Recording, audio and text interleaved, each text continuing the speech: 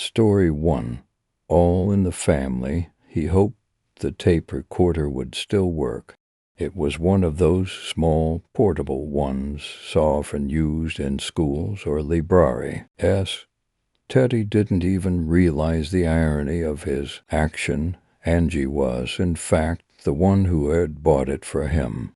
He wiped the hair and blood off the corner and released a sigh of frustration. And Mother will probably ground me from the television. He considered, looking to the mess he had made. Damn her, damn them all. Why did she have to hurt Peg? Why baleful lie? He kicked the corpse beside him. Her glazed eyes stared back at him with empty fascination. You bitch, you killed Peg. His sister's dead look gave no response. He wondered why her face looked so shadowed. He lifted her head up by her clouded hair and saw that it was dried blood on her cheek that created the mock shadow. He saw, too, that the dent in her skull had stopped gushing. The coagulated blood had formed a gelatinous plug. Mother would be home soon. He would have to dig a grave. Teddy got up and walked to his bedroom where Peg's plastic body lay deflated. Atop her bloodless chest was a kitchen knife, and she stared at the ceiling with her permanent expression, mouth in the shape of an O. She looked as if she would scream. He picked up the doll's head and, looked tearfully at the flat terrain of her airless, life-sized figure. Cradling her head, he began to cry. Each tear held 1,000 wishes to bring her back. He was glad Angie was dead. She had deserved every last blow. As Teddy stroked Peg's artificial hair, he noticed a stench coming from his sister, who lay several feet away. He knew it was urine. He had heard her bladder release when he struck the fen. All deadly blow. He had hit her once more for good measure. She killed Peg. He had every right. Carefully, he let Peg's head rest on the carpet. Bending down, he kissed her cheek and paid some sticky stuff from her rubber lip. Mom had told him before not to touch Peg or to make the nasty in her mouth, but he couldn't help it. He loved her too much just to leave her be. If Mom found out he had done the nasty, then she would take Peg away. Like before, he would have to find her too. As Teddy went back to Angie's body, he stopped for a moment to marvel at her nudity. He had always watched her dress from the closet, but he never seen her thing up close. He was fascinated by the dark tuft of hair between her legs. Peg didn't have that. Cautiously he touched her thigh and jerked away as if her flesh was hot. It wasn't, though. In fact, she was starting to get cold. It had been for hours. I hate you, he informed her cadaverous eyes. Again he touched her thigh, but this time he didn't pull away. Gently, he ran his fingertips up her hip and toward her crotch. With the other hand, he pulled her muscle legs apart. Between them was a puddle of urine the size of a pancake. He gave her genitals a curious poke. She was much softer than Peg, and although her body was cold and pallid, she was warm inside. He was getting excited by her macabre sexual divinity. He had to stop. Mother would be upset if he was doing the nasty. She hated the nasty. Dad had found that out the hard way. All she liked was sewing and watching Family Feud. She loved that Richard Dawson guy. But Angie was so yielding, so doughy. Peg's skin was hard and waxy inside. He'd had her for 10 years. He'd ordered from a dirty magazine when he was 18. Angie was only 5 then, and now she had matured into a beautiful young woman. He really didn't hate her that much. but she shouldn't have killed Peg T. Washington. S. only watching her shower. It was nothing new, but she would have told Mother, and Mother couldn't stand for that kind of filth in her house. That's why he had to hide Peg in the first place, Mo. Her was so old-fashioned. He had to hide a lot from Mother. Going to the garage, he fetched a spade and began digging in the garden. He had to finish before she got home. The soil was tendered, and it took half an hour to make the grave. Time was precious, so he went in and cleaned up. He grabbed a towel and went to Angie's room. Grabbing both her arms, he pulled her back a few feet. The puddle had soaked into the carpet, leaving a dark stain. He carefully sopped it up and threw the towel in the closet. As he dragged her through the living room, he considered an idea. It was the best idea he ever had. If Mother had liked the nasty, she would have been proud of his idea. He dropped Angie's arms and went back to his room. It pained him to look at Peg's wasted body. The gash in her chest seemed bigger and painful. But she was old, he thought. Maybe it was best she had died. Teddy tossed the knife and carried the rubber doll's limp torso through the kitchen into the backyard. "I'm sorry, Peg," he told her painted face. He wouldn't bury her just yet.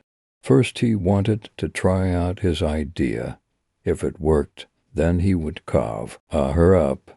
It was almost time. He would have to hurry. Back in his sister's room, he took off his jeans and knelt beside the corpse.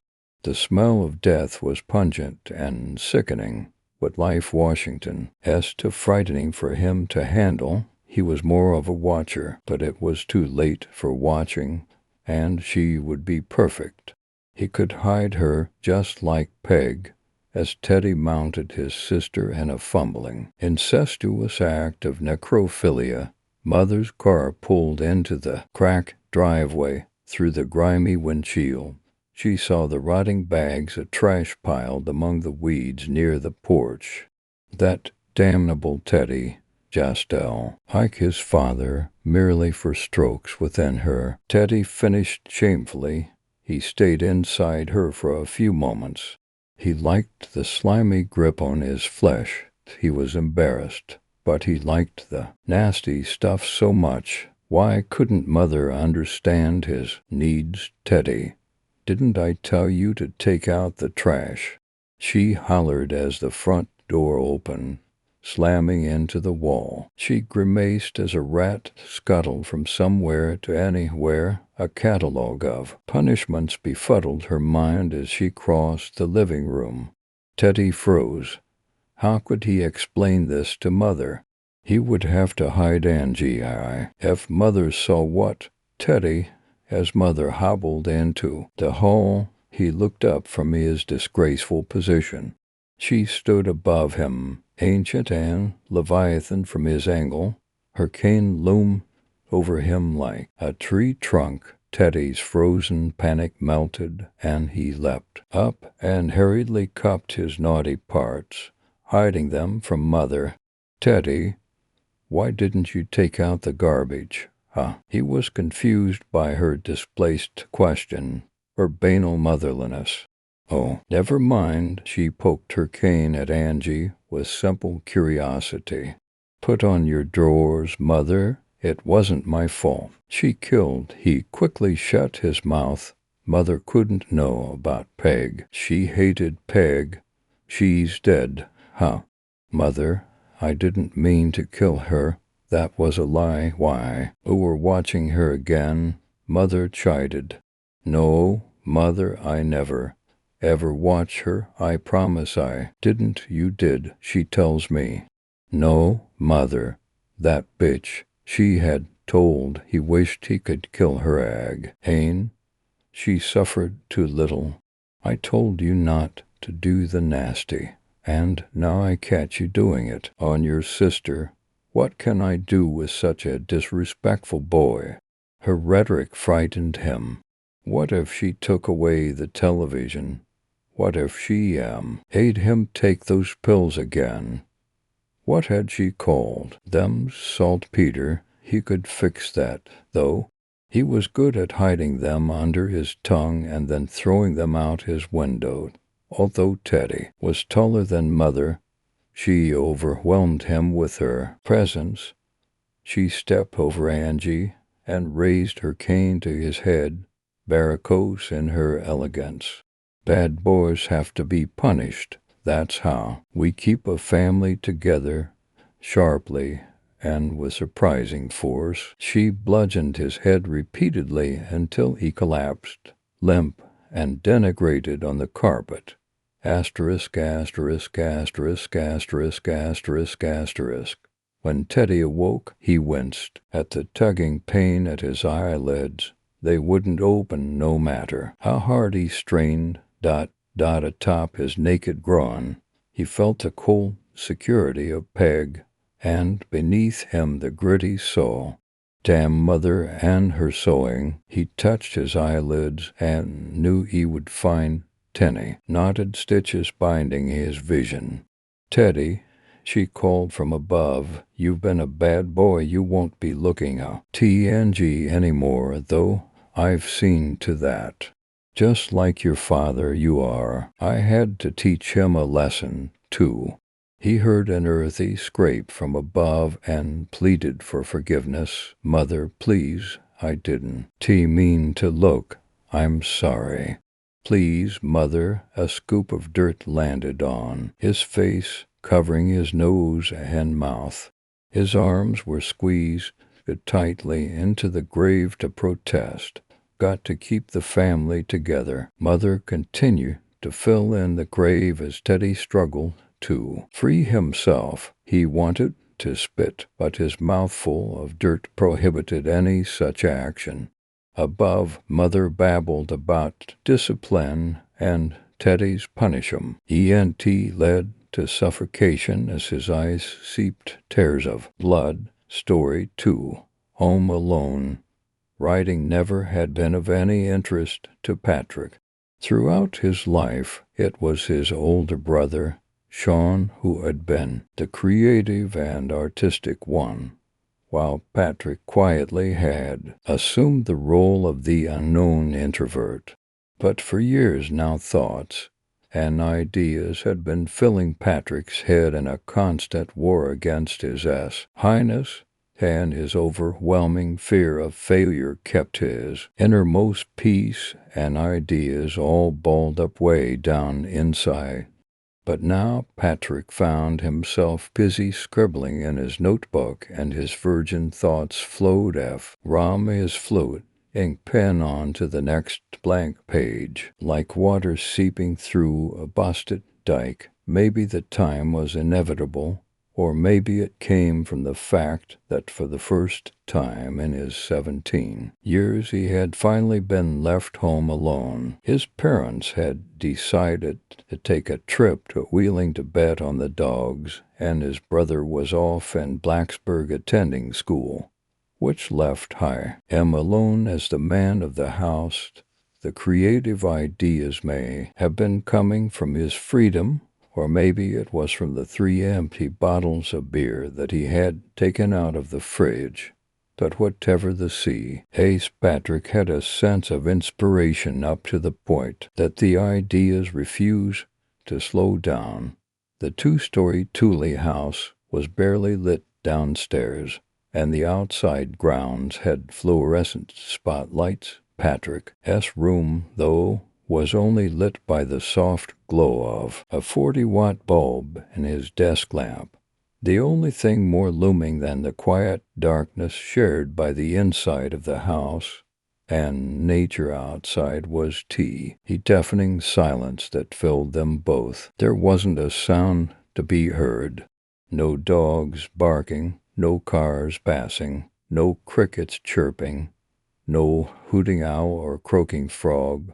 simply nothing. But none of this seemed to register with Patrick, as the only sound that he was concerned with was the scratching sound made as he dragged his pen across the paper. He buried his head and worked feverishly as he lost himself in a zone of solitude until a distant wail pierced through the otherwise quiet night.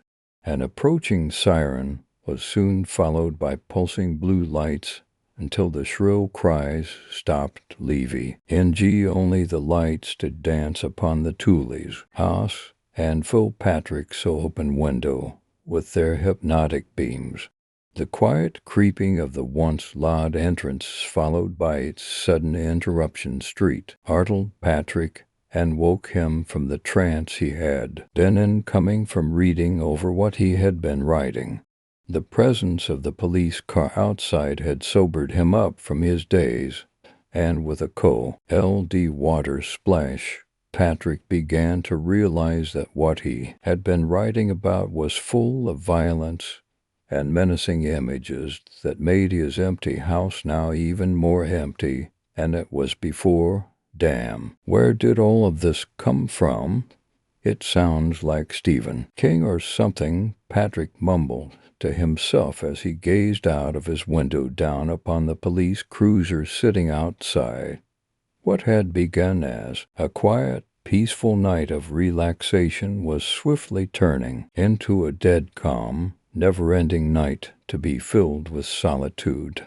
Patrick shook the cobwebs from his hypnotic state, and his safe sense of adult given freedom was being replaced by a heightened sense of fright. Finally, the sound of alarmed dogs filled the crisp night air and sobered Patrick up enough to flinch alive from the comfort of his recall. In Ed Lazebo recliner, Christ, what's next? Patrick asked himself, only to have his question answered by his ultra-paranoid ears detecting the sound of an additional wave of police cars approaching. Damn, thanks a lot, he answered himself. I wonder what's going on. Patrick made his way to his second-story window to survey the situation before turning his attention to his 19-color TV. And in our top story this evening, a Raleigh man is being sought after tonight in connection to the brutal slayings of 7 motorists at a rest stop along Interstate 77. We will have more details on our 11 o'clock broadcast, the anchorwoman said before the station returned to a rerun of Law and Order.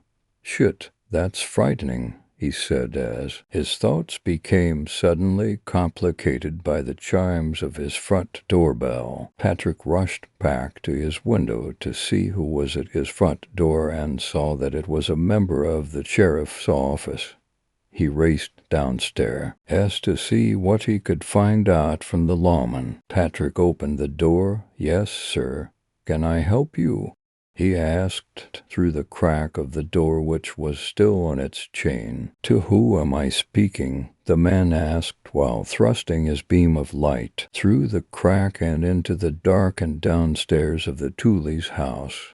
My name is Patrick Tully. Well, hi, Patrick. My name is Barnes, Deputy Barnes. Can I speak with your parents, Patrick? Oh, I am sorry, but my parents aren't home tonight. The deputy's face was hidden by the shadow of his car. But Patrick could tell by his demeanor that he had become troubled. I see. So you are home alone then? He asked, sir. Well, they sure picked one hell of a night to leave you here by yours. LF, you really shouldn't be alone tonight. I don't want to scare you, but there may be a crazed, escaped madman hiding out in the area. Isn't there anyone else that can come over and stay with you or that? You can stay with no, but I will be fine, all right. Then, Patrick, but listen, make sure that you keep all of your windows and doors locked. And if you happen to hear or see anything, just call it in to the 911 operator and we will be here ASAP. We will be in the area all night. Just ask for me, okay?" "I will, sir," Patrick answered, resecuring the front door as the deputy limped away and followed the shrubbery-lined sidewalk back to his cruiser. Through the peephole, Patrick noticed not only the man's physical impairment, but also that he wore an obviously elevated heel on his left T-boot, and there was the peculiar absence of a sidearm. What kind of cop doesn't carry a gun? Who was this guy Walker, Texas Ranger? "Calm down, Patrick," he said as he slapped Tage's own head. "Your mind's playing tricks on you." And Patrick went back upstairs and into his room. "Damn, it's almost 11. I'd better turn on the tube. I don't want to miss this." The Twin Cities highway area was shocked this evening as several bodies were found along Interstate 77. News Center 11's night desk has learned that state authorities had a suspect in custody at one time, but the suspect was successful in a daring escape from authorities. The suspect is described as a white male, approximately 6 feet in height and weighing 180 pounds. State police confirmed that the suspect was indeed injured during the escape and is not believed to be armed, but is considered to be extremely dangerous. The anchorwoman continued before Patrick turned off his TV and made his way towards his phone. There was just something uneasy about the deputy that Patrick had talked to, and he had to be assured that he was indeed a cop. So he picked up the phone and called the Carroll County Police Department. "Carroll County Police Department. What is your emergency?" the voice asked.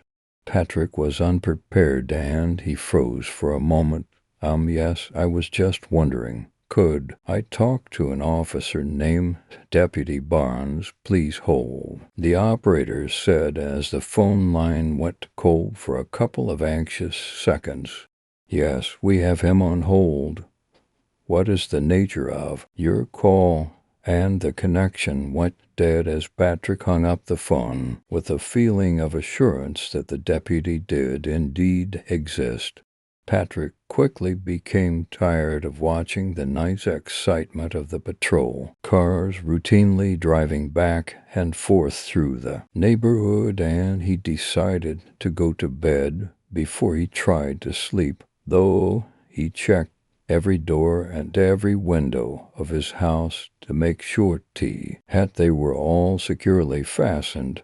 But even with his house totally locked down, the fact could not soothe his thoughts as his head rested upon his pillow, and his excited mind flirted with the idea of an escaped maniac and its entailing reality of total loneliness, until his energetic vision subdued and he finally drifted off to sleep. His sleep was neither long nor restful, though as he as suddenly awakened by a large, strong hand shaking him by the shoulder. What do you want?"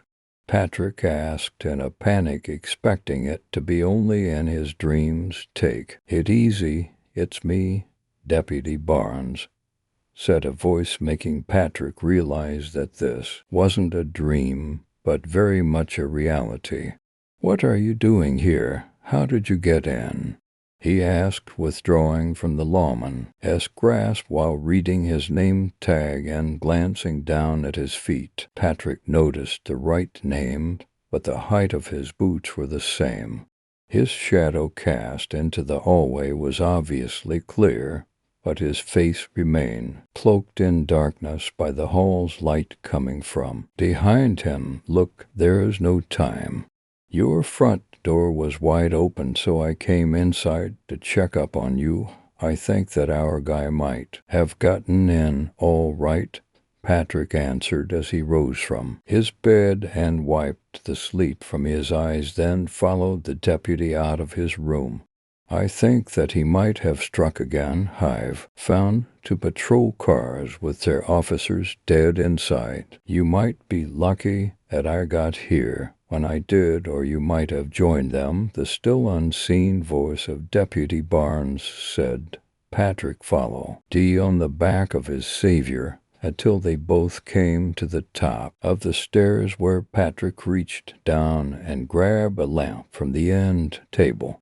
He gripped it tightly with both hands and drew it back, ready to ask, "Trike, where's your funny shoe and your limp?" "What, my shoe? Are you serious right now?" "I took that off and put on this soft sole so that I could get around bet. And you better thank God that I did. I might have just saved your ass," the hidden figure answered. "Now come on, put that thing down and let's go." Hearing these words from the dark figure caused Patrick to lower the lamp and watched as the deputy approached. When Patrick felt that he was just close enough, he pulled back and struck, quickly knocking the deputy down. He dropped like a wet towel upon the floor, and Patrick hurriedly made his way over him, down the stairs and towards the front door. As he reached the final step of the stairwell, Patrick noticed a silhouette rising out of the darkness and from behind the couch, causing him to not see the hallway table in front of him.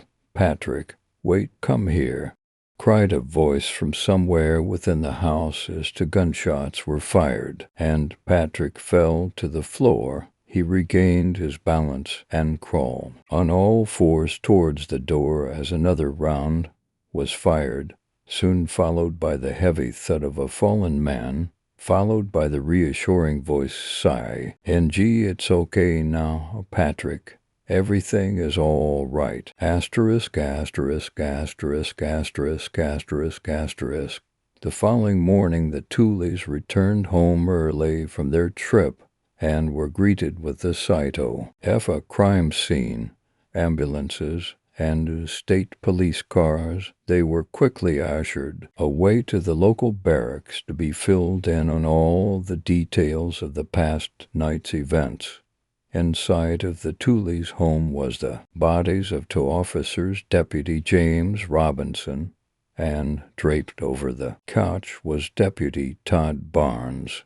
Scattered about the house in 3 separate rooms were the dismembered remains of one Patrick Christian Tooley. The suspect was not caught and still remains at large. Story 3.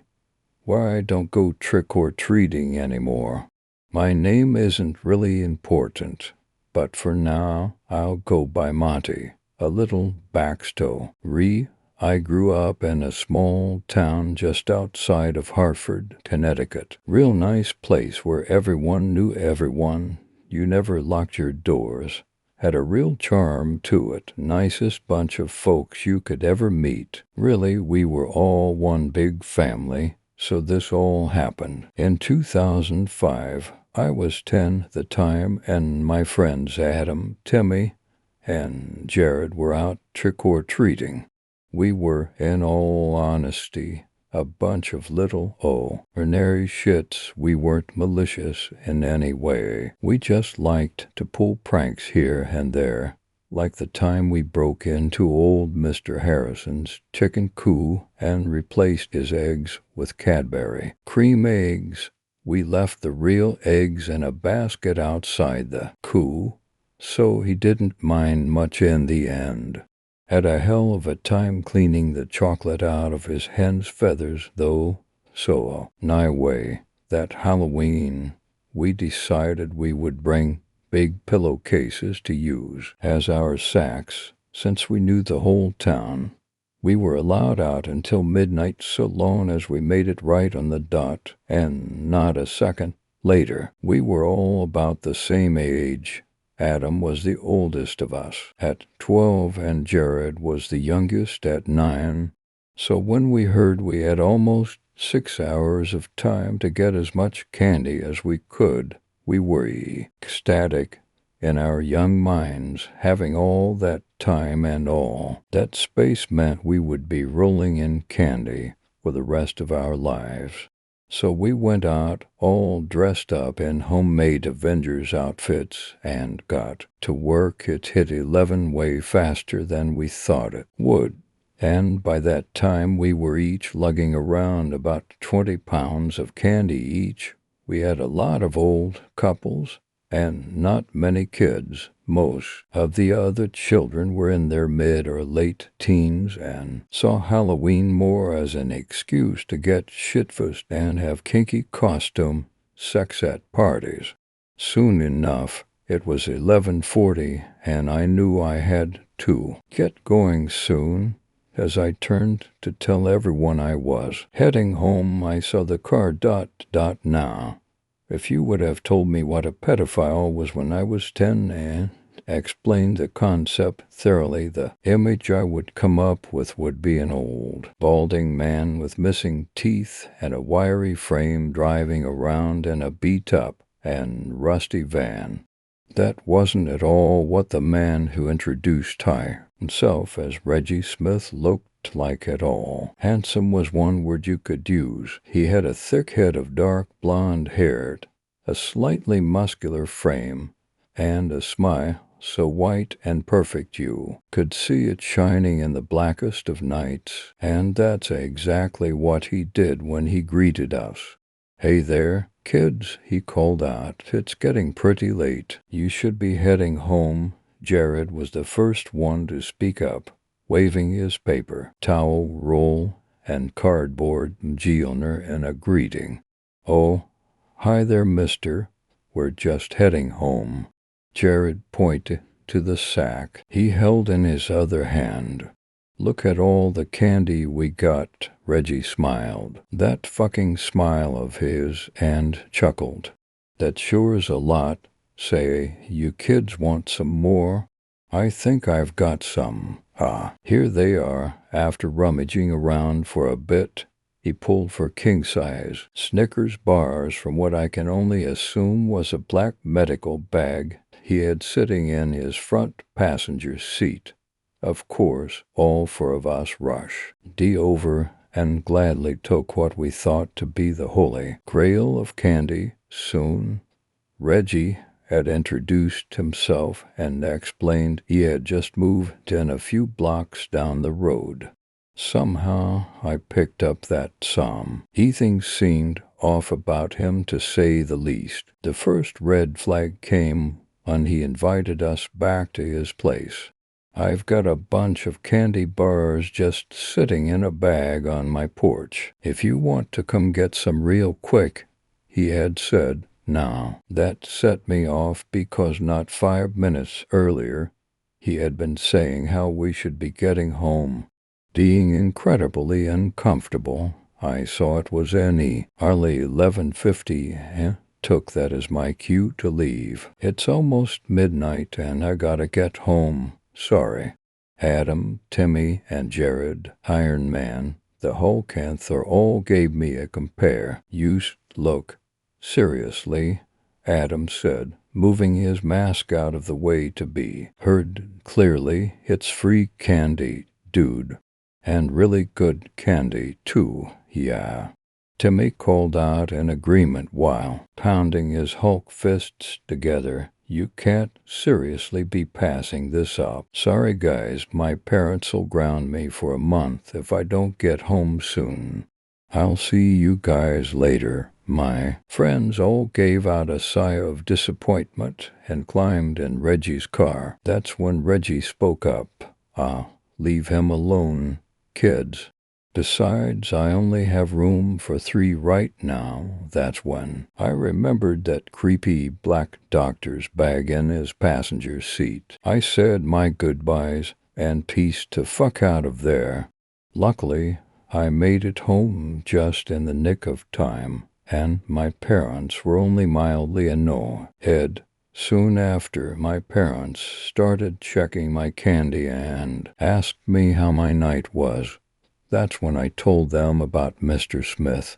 And that was when my parents' faces turned white as snow. And then my dad grabbed his car keys, and my mom started dialing the police. Soon I knew everything about what was really going on, and I had to give the police a statement. Of course, knowing that I was nearly kidnapped and that my friends were gone, I was a complete wreck. Once the police got their information, they tried to console me and tell me it wasn't my fault in any way, and that was when I heard their radios go off. Car 3, suspect inbound to your location on foot. He appears to be armed and dangerous. Do you copy? This is car 3. We copy T. The officer looked me in the eyes and smiled. Don't worry, kid. We'll get this guy. He turned to his partner. Stevens, stay with the kid. I'm going to cut this son of a bitch off before he can get away. The other officer, Stevens, he was an absolute saint. When all this was going down, he did his damnedest to keep me calm. Stayed with us that night for security, and for that I'm eternally grateful. The next morning, my dad came home exhausted and peeled off his dirty size 12s before crashing in his favorite chair. He and the other men of the neighborhood went out looking for Mr. Smith. They cornered him in one of the old abandoned manor houses, and he wound up shooting himself to avoid capture. That's the only consolation I get, knowing that if there's a hell, that fuck is rotting there. Now you're probably wondering what happened to Adam, Timmy, and Jared. Well, I'm pretty sure you could guess already, but yeah, they're all dead. Jared survived Mr. Smith, but 3 years later he put a 12-gauge slug through the roof of his mouth. The things he told me about that night, what he, Adam, and Timmy went through. They'll haunt me till the day I die. A couple of you more morbid fucks out there probably want some of the details out of some dark curiosity. Well, I may as well tell you the worst thing Jared told me they went through before that fucking monster coup. Tee Adam and Timmy up like animals. Once he was done using them, he took out his little black bag and started experimenting. Did you know that the human heart can beat for a solid 3 or 5 minutes after being removed from the body? Not like you would see in the movies, but atrial and ventricular fibrillations continue for quite a bit after removal. Oh, you didn't, of course you didn't, and neither did Adam. But he found out 30 minutes after meeting Mr. Smith. I bet you also didn't know that the lungs cannot function if they are exposed to open air, or maybe you did, but Timmy sure as fuck didn't, and he definitely didn't deserve to go out like that. I'm 23 now, and after years of therapy and support, I have a beautiful wife and a child on the way. Once my little Teresa's born, I'm not going to let her out of my sight for a second, let alone let her go trick-or-treating. I refuse to let anything remotely like that happen to my little girl. So I lines just buy her a big bag of candy every year to keep her happy. There is one thing that continues to bother me, though. Before he killed himself, Jared said Mr. Smith didn't have a gun on him. Never had one. In fact, he did have several scalpels and medical instruments, but no firearm of any kind. The autopsy report showed Mr. Smith die after receiving a single point for 5 rounds to the side of the head. From where he shot himself, it seems. What that doesn't explain is why Mr. Smith's autopsy also turned up several ruptured organs and fractures. insisted with what would happen if a size 12 combat boot were to have repeatedly stopped his chest, neck, and pelvis, and why nobody outside of our little town knows about what happened that Halloween night. I guess some questions are better off unanswered. Story 4. Shed the rain had barely relented. John looked out the 6th-story window again, away from his TV flickering a save screen. Between the raindrops streaking the window, John could still see the guy that lived in front of his apartment building. The man's name was Ted, and he seemed like a genuinely good person. John had on multiple occasions seen Ted hold the door open for people, return dropped wallets, and he once even saw him perform the Heimlich on a drunk from the bar around the corner.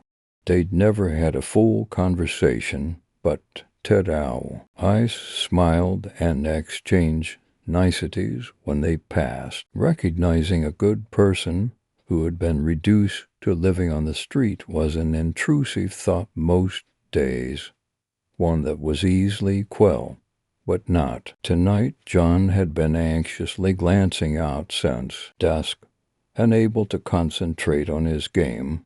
He'd hoped Ted would make his way to a shelter that he'd choose to help himself, but it didn't look like that was going to happen. The past couple of weeks had been rough on John. Drowning in the wake of a messy breakup, he didn't have much of a friend group left to lean on. He'd moved here with his fiancée. They'd met people together, and that was that. His misdeeds made the separation surgical. If not for work, he'd be a recluse at this point. Seeing Ted down there, alone and isolated in the storm, felt like looking in the mirror. Thank you, John. No need to thank me, Ted.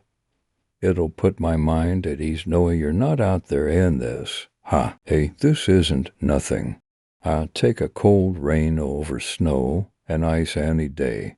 Ted pulled off his hood, revealing a mousy face with a dark, soaked mop.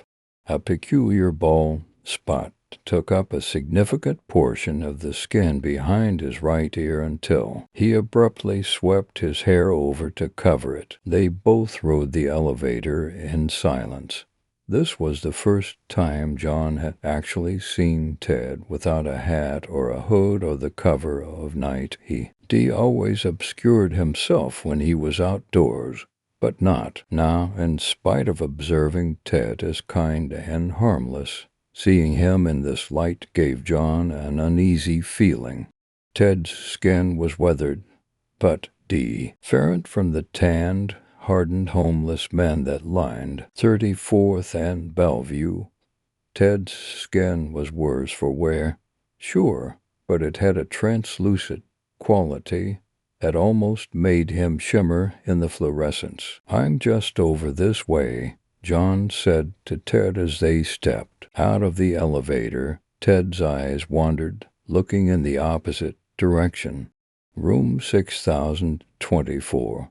Just down the hall over here, John said, as he paused to watch Ted starting the other way. Without turning, Ted said, I actually have a family friend that lives on this floor. I didn't think they were home this weekend, but now I'm wondering if I had my dates mixed up. Mind if I check? Yeah, sure. Ted walked down a few doors and knocked. He waited a few seconds and then turned the handle, walking in and leaving the door open behind him. John went over to look, but it was too dark. The fluorescent glow from the hall bounced around the entryway, and an image of a cluttered room slowly appeared as John's eyes adjusted. The room seemed to be a hoarder's paradise, although there wasn't enough detail in the dark for John to tell what exactly the apartment was filled with. Hey, Ted, I am going to head back to my place Just knock if you need anything. I don't think I'll be able to stay here tonight, but could you give me a hand reaching something? I think there are some extra blankets I can use. They won't mind. I have some at my place. It's all good. Don't be so nice. I don't want to dirty up your stuff.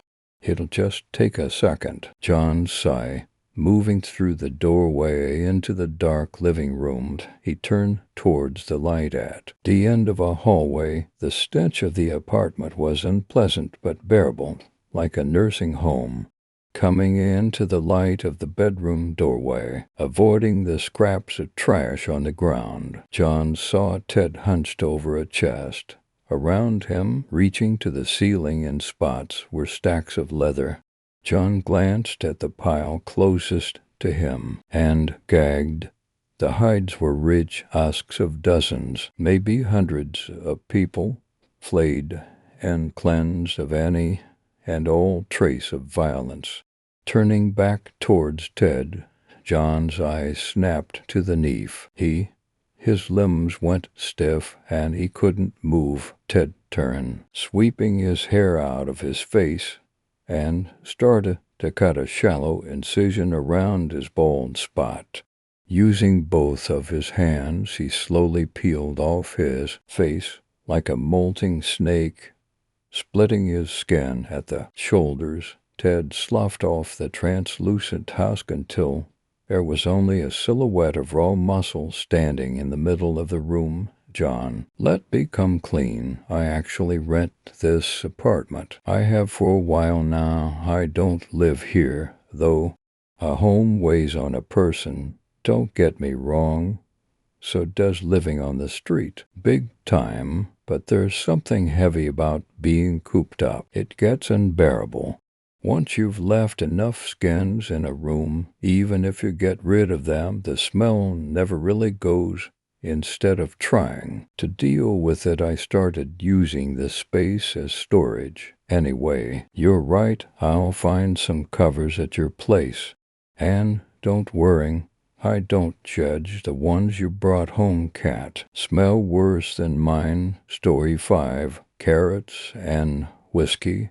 The alarm was horribly loud and his left ear, a persistent high-pitched beep forcing him from his dreamless, alcohol-soaked slumber into a hangover-heavy wakefulness.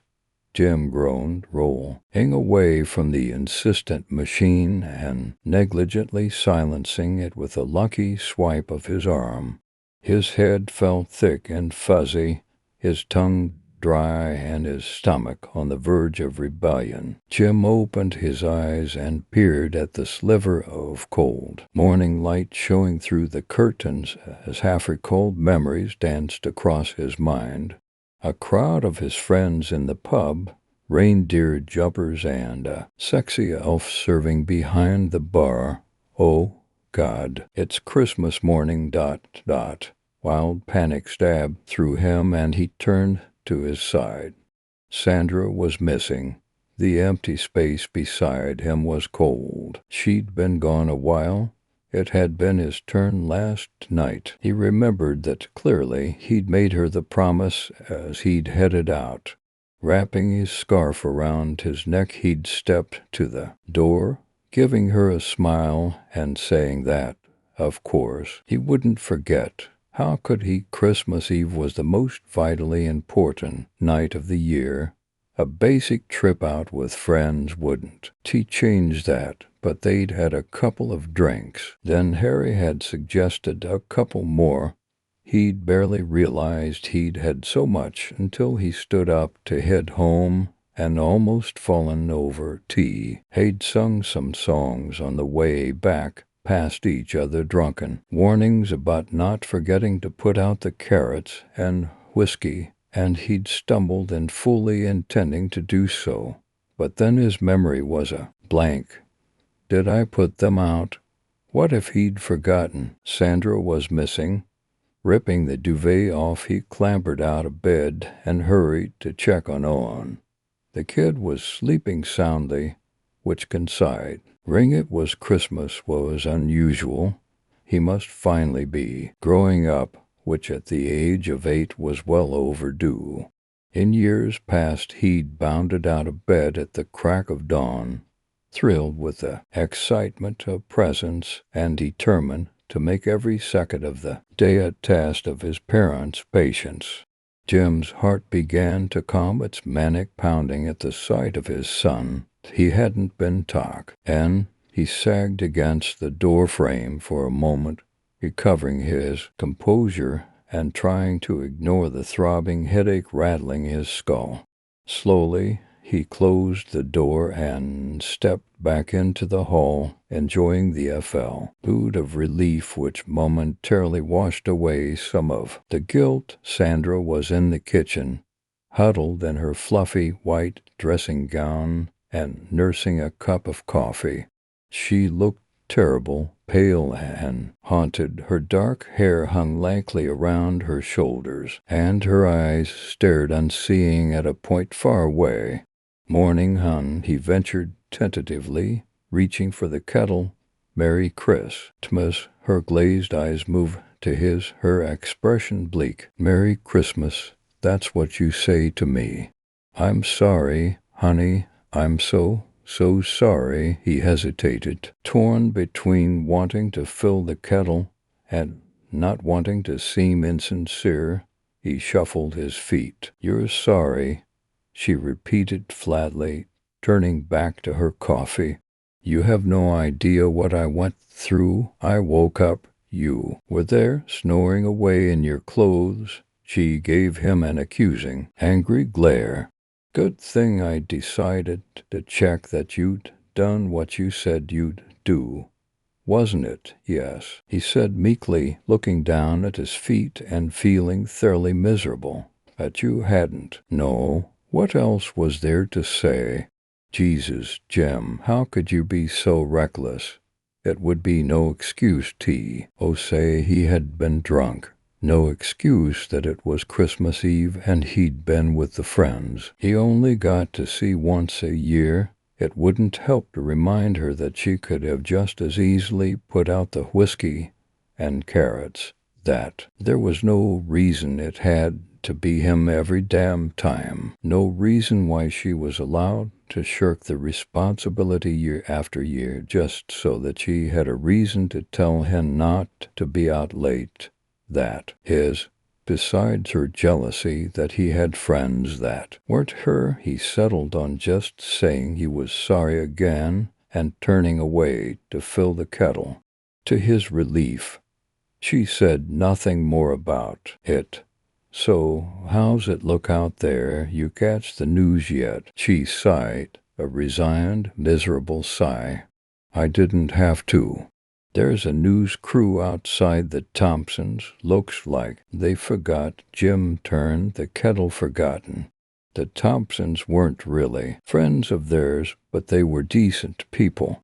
They got together every now and then for a drink, to discuss their kids or the school, that kind of thing. To think that they were gone, taken by the demon for the crime of forgetting to placate its bizarre demands, was horrifying. "Jesus," he breathed.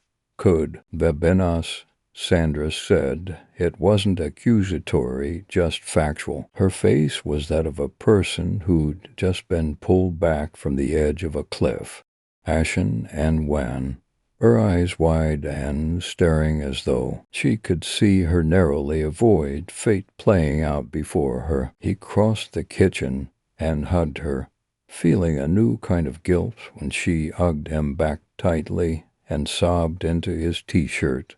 They stood that way for a while, neither one moving, their minds playing out the horror of what could have been, until Owen came bouncing into the kitchen, clutching the bag of presents he'd found at the end of his bed.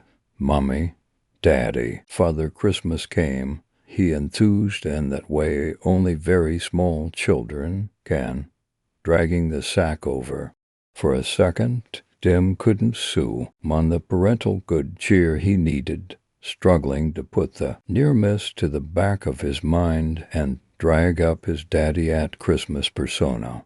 In a way, though it pained him to admit it, he was looking forward to when they no longer had to pretend, when Owen would be old enough to finally learn the truth about the creature that clattered around the house on Christmas Eve, the being that parents across the world conspired to portray as a jolly present giver in order to avoid discussion of dark truths too terrible for young minds. The perfect universal lie that set kids running early to bed on the one night of the year that they were most vulnerable, and kept them in their rooms feigning sleep if they heard any strange sounds during the night. Normally it didn't bother him, but his morning, having come so close to disaster, it was harder than usual to put the necessary spin on the beast that had visited them in the night, especially when he'd spent so many hours wrapping up all the presents he now had to attribute to a thing that had very nearly murdered them all. "Wow, lucky you, honey," Sandra finally said with a convincingly excited gasp. "Gee, go ahead and take your sack into the living room, and we'll see what he—" Her eyes met Jim's and mouthed the words, "Get it together." Owen, oblivious, ran off happily, pulling his sack of presents behind him. Jim nodded and took a deep breath as Sandra followed their son into the living room. A few minutes later, he was standing by the window, staring at the crowd outside the Thompsons, making appropriately encouraging responses to his son's wild cries of happiness and exclamations of what he was going to do with his toes. The news crew was solemn, and behind them the police were taping off the doors and windows of the house. No ambulance had been called. There would be no bodies. There never were. The news was playing at a dim volume on the TV behind them, but snatches of the report were getting through to him, linking him to the horror outside in flashes of juxtaposition to the joy his son was experiencing inside. The contrast made him feel sick. Once again, the reporter said, Jim," in that light but strained voice they always used to deliver these reports, the tension only noticeable by adults. "This Christmas has given us the highest number of visitors since records began, Hess. Speculation has focused on our growing population for the figures, but it seems clear that a large proportion of visitors were from newly arrived migrant families, whilst it is common knowledge that the visitation requirements do differ from country to country. Some people just forget to change their Christmas traditions."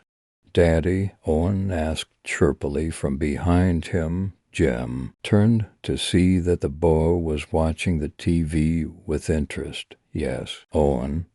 Why do some people go to visit Father Christmas and others don't?" Sandra caught his eye. Giving an almost imperceptible shake of the head, he looked away, wondering if this might be the moment to let the child in on the horrible truth.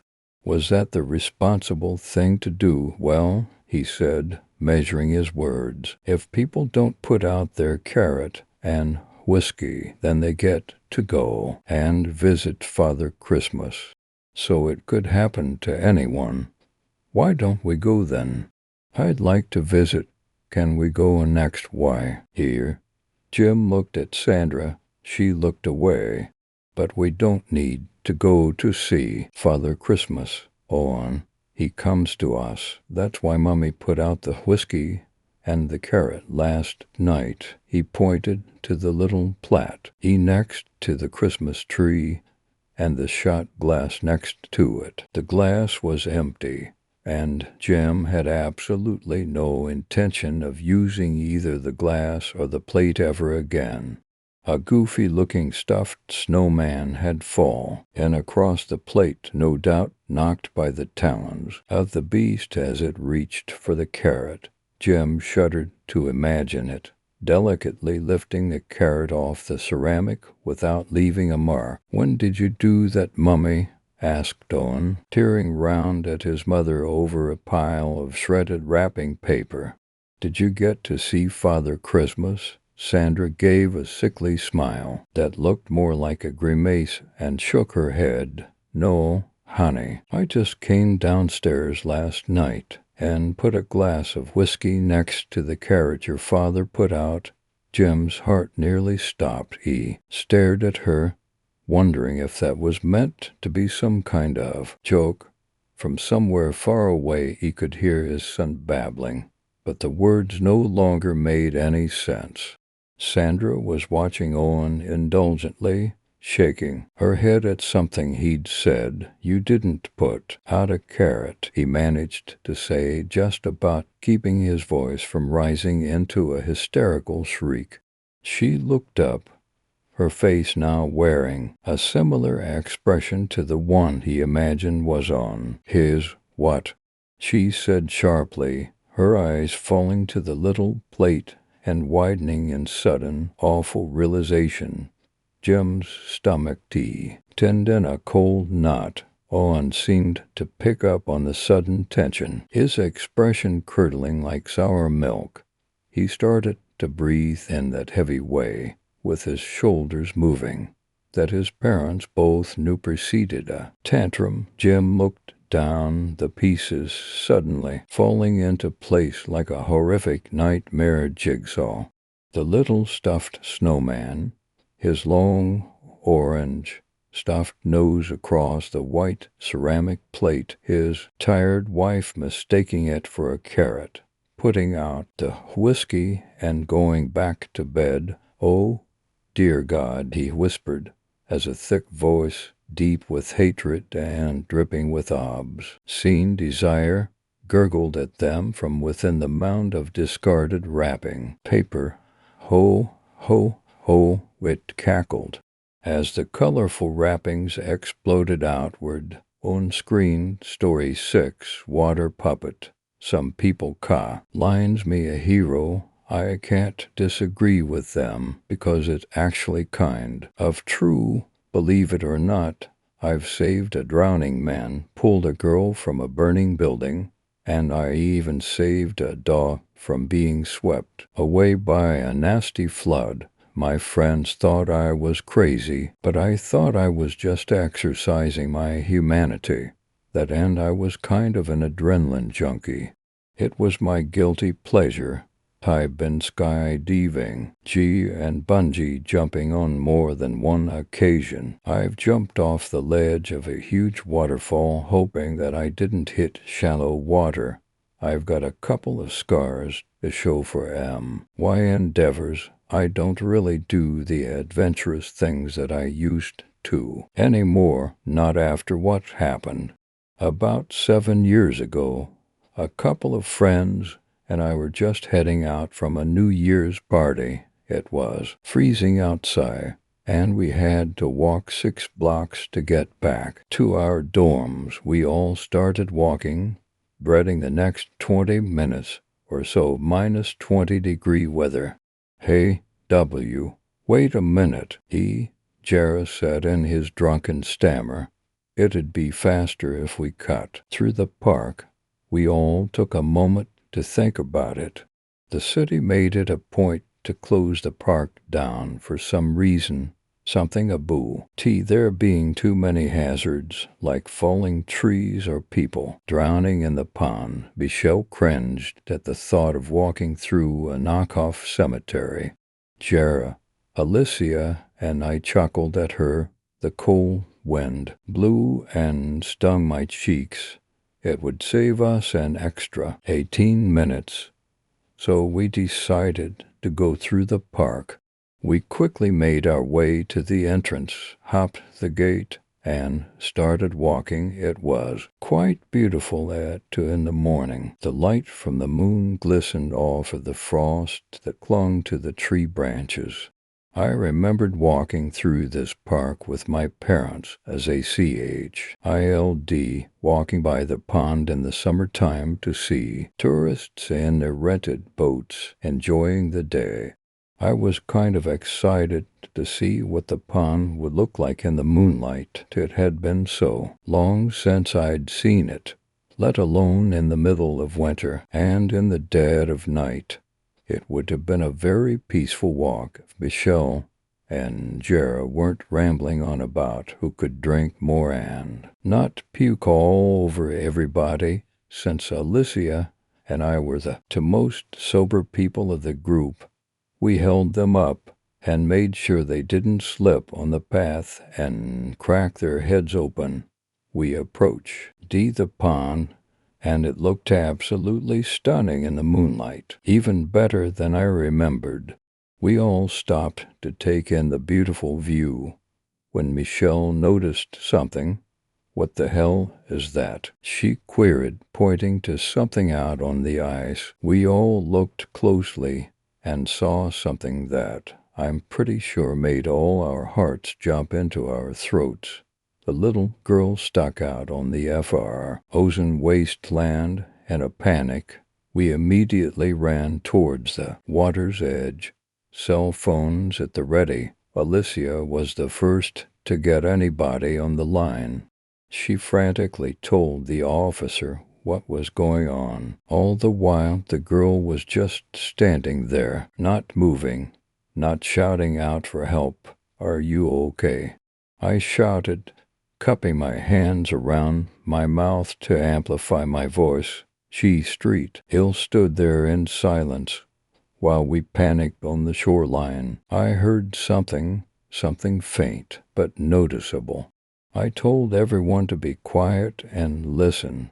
I cupped my ear with my hand and listened in the direct tone of the girl. I couldn't quite make out what the sound was. Then it hit me. "The ice is breaking," I said. "Someone had to go out there and get her now."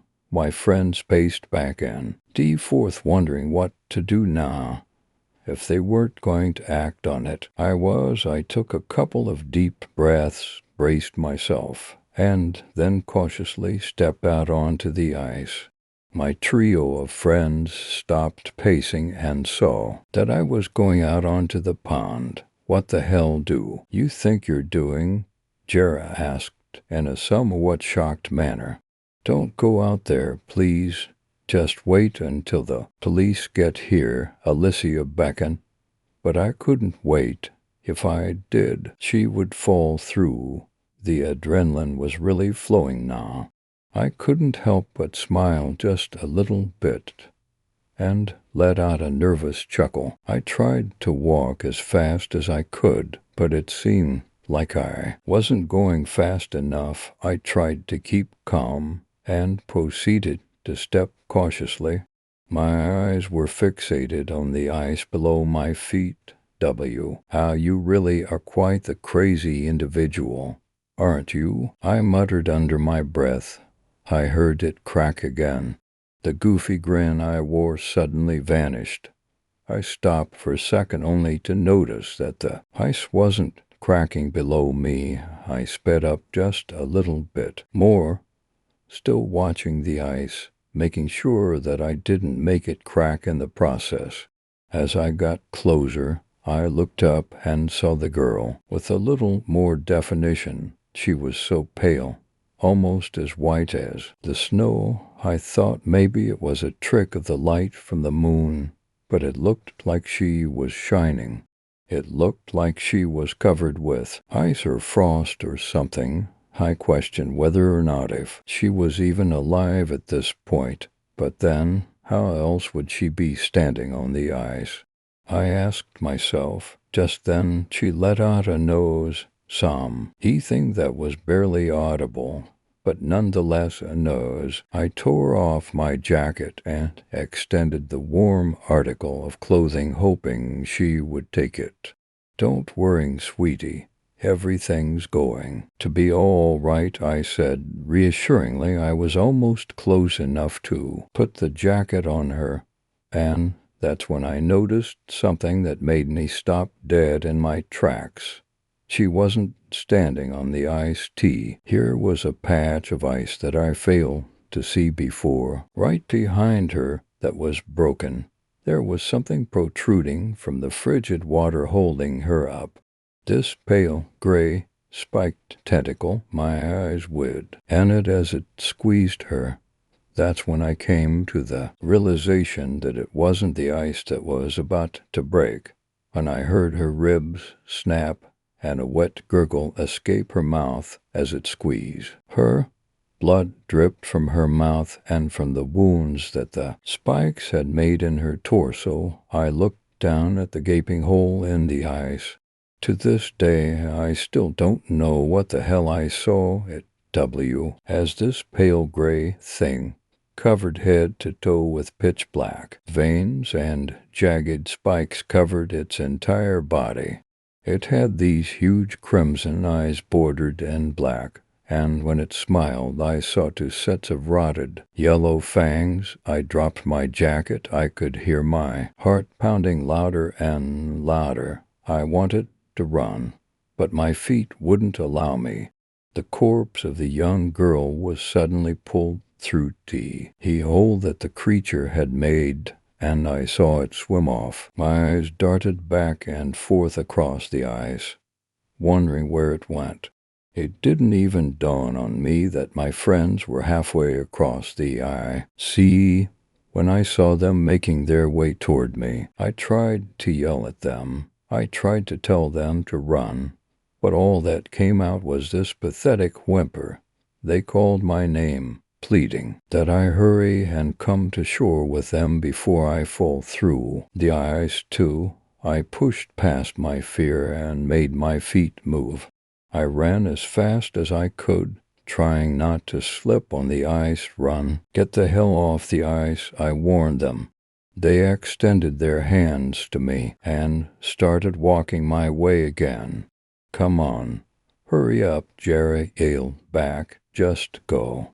Just go. Get off the ice and how I hollered back, desperately pleading for them to run. Just then, I felt cold water and a jagged edge at my ankle. I fell and bumped my head on the cold surface. Before I knew it, I was being pulled into the icy depths of the pond. When my body was submerged in the water, it felt like 1,000 daggers cutting into my skin. When the water hit my eyes, I thought the liquid inside was going to freeze. I immediately closed them. I tried not to scream from the pain. I had to conserve my air. But then I felt a tentacle cut into my ankle and another tentacle reach around my shoulder and squeeze. It kept pulling and pulling. It dislocated my shoulder. I couldn't do it anymore. I screamed, letting out almost all of my air. I thrashed, trying to break free. That only caused its spikes to cool deeper, allowing the frigid water to freeze my bloodstream. Even faster, I felt the warm tears behind my eyelids and the burning in my lungs. I tried to scream one last time, but it started choking me. With its tentacle, the spikes tore into my throat, and I opened my eyes again. Then I saw it. Those red eyes looked even more menacing now that it was up close. It wore a sinister smile as it licked my face. I started to feel lightheaded. This was the end. No, I thought to myself, I am not dying like this. I pushed past the pain in my shoulder, raised my hands to its mouth, and started widening its jaw. It squirmed, trying to shake me. I felt the tentacles loosen, and its teeth cut into my hands. I looked up and saw 3 hands submerged into the water. I was so exhausted by that point, but I had to keep fighting. I kicked, I squirmed, and I did what I had to in order to free myself. I used more force on its jaw, and I felt it crack. It let out this god-awful screech, let me go, and swam off into the cold darkness below. I could feel the water start to enter my lungs. I tried to swim to the surface, but I was just so tired I was barely able to extend my hand toward my friends. The last thing I remember seeing was the light of the moon before everything went dark. Asterisk, asterisk, asterisk, asterisk, asterisk, asterisk. I awoke the next morning to the beeping of a heart monitor. I was in the hospital. I was covered with the thickest, warmest blankets ever. I tried to move, but when I did, pain shot through my entire body. My head, shoulder, throat, ankle, everything was just throbbing from the pain. My friends walked into the room, saw that I was awake, and rushed over. They told me that they were able to grab a hold of me, pull me from the water, and shed me to the hospital. They then bombarded me with questions pertaining to what pulled me into the water. Trust me, I said, very weakly, you don't want to know. Well, are you going to tell the cops what happened? Michelle asked. I decided to just tell the police that I was drunk and felt like doing something adventurous, 'cause, let's face it, would they seriously believe me if I told them some water monster lured me out there and tried to kill me? Yeah, given the right state of mind, I wouldn't fall for it either. Needless to say, I don't partake in any more heroic acts. I also haven't been anywhere near water since. I've obtained a phobia of it, as you can well imagine. After college, my friends and I went our separate ways, did our own things. I have a family now, and so does Alicia. We get together sometimes for play dates and reminisce about old times. Some parts are left out. It doesn't really matter, though. I still have nightmares about that night, that thing under the ice, its crimson eyes. I always tell myself that it happened a long time ago, and I try to put it behind me. It usually helps. Up until 2 weeks ago, Alicia had taken her boys, my son and my daughter, ice skating. She took them to her late father's house by the lake. It was just them there. When she brought them home, my son said something that sent a chill up my spine. He said that he saw a very pale girl standing on the ice, and by her feet was a pale gray bump with the red dots. Story 7.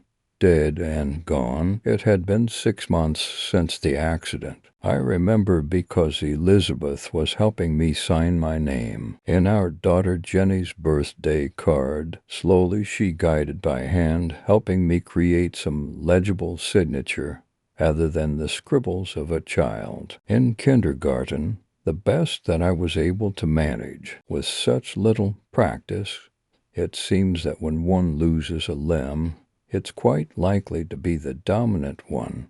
For me, it was the right. I was concentrating on my writing, trying not to make her do too much of the work. When I felt it, I hadn't noticed the phantom feeling of my elbow resting on the table beside me. By this point I had almost gotten used to it, although the pain would sometimes still wake me. It was brief, but enough to startle me and cause my hand, still holding the pen, to jump and effectively turn my name into scribbles despite my wife's best efforts. It was gentle but cold to cold, less like ice and more like the feeling of a deep cut, when the insides of a body part are suddenly exposed to the outside meant that they were never supposed to meet. When Elizabeth asked, I shrugged it off, telling her it was an unexpected pain in the hand that was convinced it was clenched, even though it didn't exist.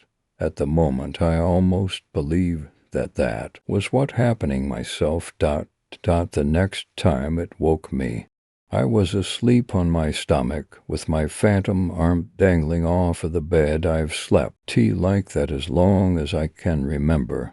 and when I first felt it, I thought that my hand had fallen asleep and causing the pins and needles sensation that I had often felt when I tried to open and close my hand. I awoke remembering in a sleepy haze that I didn't have a hand to open, yet the cold feeling remained. This time it stayed a while, and I could make out the distinct feeling of fingers on my skin. I tried to shake my hand, but couldn't. I pushed down with my left hand and shifted to roll over onto my back, yet the feeling remained still as defined, and I wondered how long his invisible hand had held me. I shook my wife awake and explained, but she was convinced that it was simply a part of the process. She held me and talked to me in her cooing, comforting voice until, one by one, the fingers lifted, releasing me from the torture of the cold feeling. It reminded me of the accident. There was a blizzard, and Elizabeth was driving. As a truck approached, the car slid. She tried like hell to control it, but it seemed to have a mind of its own. I grabbed the wheel, spinning the car until it came to a stop. Then the truck hit us. My arm was mostly severed at the time of impact, but my wife and daughter were fine. The feeling of blood escaping you chills you to the bone, and that was exactly what I was feeling while in this creature's grasp. For months it happened with no warning or reason. The doctors said it was just the phantom limb, that it was to be expected. No one understood that something was wrong. Sometimes it would last days at a time, and those were the days when I would stay in bed, watching TV, trying not to focus on the hand around my wrist, trying not to think of the thing that was holding me. Sometimes T's grip would loosen only to tighten again, as if the hand that didn't exist was sore from holding my hand that didn't exist for so long. Then one day it stopped. For a month or so, nothing happened at all. I had gone from living with an unknown entity at my side every day to finally being free.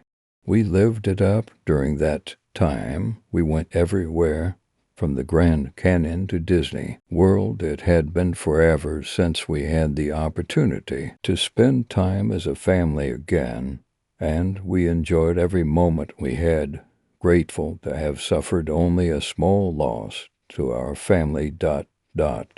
We had opened the cafe again, and my wife was doing what she loved. My daughter and I were at the cafe. It was closing time. She and I sat at a table outside while Elizabeth closed the register, chatting about the upcoming middle school dance. My wife joined us and locked the doors. "Wanna come with me?" she asked, patting the bag of money in her hand awaiting deposit at the bank across the street. Jenny jumped up, eager, no doubt, to get one of the suckers from the candy dish that the bank kept at its counter. "I'll warm up the truck," I said, fishing my keys from my pocket. My wife nodded in approval and walked me to the truck, kissing me on the cheek through the window after I entered, and again on glass after I rolled it up. They headed down the length of the truck, and I turned to check the mirror when I saw it, a truck barreling down the road, heading straight for my wife and daughter. I screamed her name and threw the door open when the hand that wasn't there was suddenly jerked to the opposing side of the truck, holding me in place as I kicked and screamed. The kiss on the glass of the window was the last I ever got, and the hand never let go again.